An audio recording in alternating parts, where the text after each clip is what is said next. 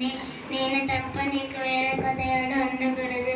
పైన ఆకాశం అందే గాని, కింద భూమి అందే గాని, భూమి కింద నీరు అందే గాని, దేని రూపమైనను విగ్రహమైనను నీవు చేసుకొనకూడదు.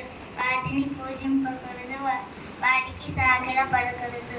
ఆజ్ఞల్లో రెండో ఆజ్ఞ, నీ దేవుడైన యెహోవా నామమును వ్యర్థముగా నచ్చరింపకూడదు.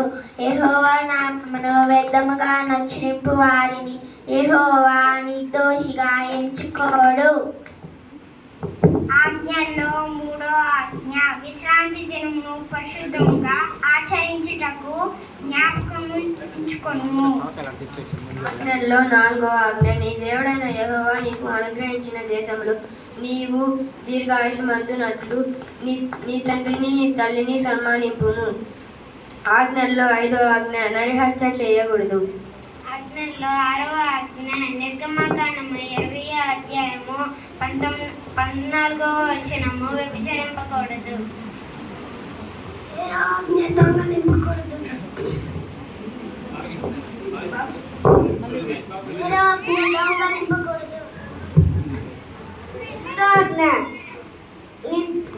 నీ పొరుగువారి మీద అబద్ధ సాక్ష్యము పలుకకూడదు. 9, నీ పొరుగువారి ఇల్లు ఆశింపకూడదు. 10వ ఆజ్ఞ, నీ పొరుగు వారి భార్యనైనను అతని దాసునైనను అతని దాసినైనను అతని ఎద్దునైనను అతని గాడిదనైనను నీ పొరుగు వారి దగు దేనినైనా ఆశింపకూడదు అని చెప్పెను. ఆదియందు దేవుడు వాక్యమై ఉండెను, వాక్యము దేవుని యొద్ద ఉండెను, వాక్యము దేవుడై ఉండెను. ఆయన ఆదియందు దేవుని యొద్ద ఉండెను, సమస్తము ఆయన మూలంగా కలిగిన. యోహాను సువార్త 1వ అధ్యాయము 1-2 వచనం. ఆమె ఒక కుమారుని కనును, తన ప్రజలను వారి పాపముల నుండి ఆయనే రక్షించును గనుక ఆయనకు యేసు అని పేరు పెట్టుదురు. మత్తయి సువార్త 1వ అధ్యాయం 21వ వచనం. లూకా సువార్త 2వ అధ్యాయము 11వ వచనము, దావీదు పట్టణమందు నేడు రక్షకుడు మీ కొరకై పుట్టి ఉన్నాడు, ఈయన ప్రభు అయిన క్రీస్తు. ఎస్ఐ మొద్దు నుంచి చిగురు పుట్టెను, వాని ఏరుల నుండి అంకురము ఎదిగి ఫలించును. ఎస్ఐ 11:1.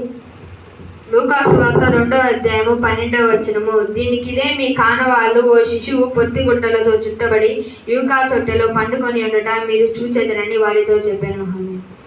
యెషయా 9వ అధ్యాయము 6వ వచనము, ఏలయనగా మనకు శిశువు పుట్టెను, మనకు కుమారుడు అనుగ్రహించబడెను, ఆయన మీద రాజ్యభారం ఉండును. ఆశ్చర్యకరుడు, ఆలోచనకర్త, బలవంతుడైన దేవుడు, నిత్యుడకు తండ్రి, సమాధాన యగు అధిపతి అని అతనికి పేర్లు పెట్టబడెను.